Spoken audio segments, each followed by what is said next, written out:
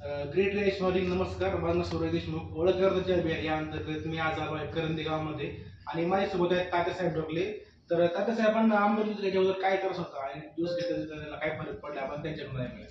तुमचं नाव सांगा आणि तुम्हाला काय त्रास होता आणि काय फरक पडला, तुमचा अनुभव शेअर करा सर. माझं नाव तात्यासाहेब ढोकले.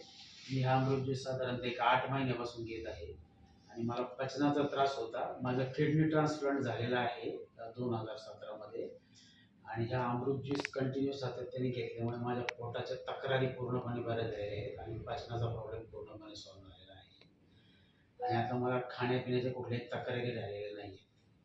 तर तुम्ही पाहू शकता तात्यासाहेबांना पचनाचा खूप त्रास होता आणि त्यांचं ट्रान्सप्लांट झाल्यावर त्यांना जो काय त्रास होता भयंकर 8 महिन्यापूर्वी, तर त्यांचा आपल्या अमृत त्यांना 8 महिने कंटिन्यू चालू आहे. त्यांचा आधार हा 100% बरा झालेला आहे त्या आधारावर आपल्या ज्यूसमुळे.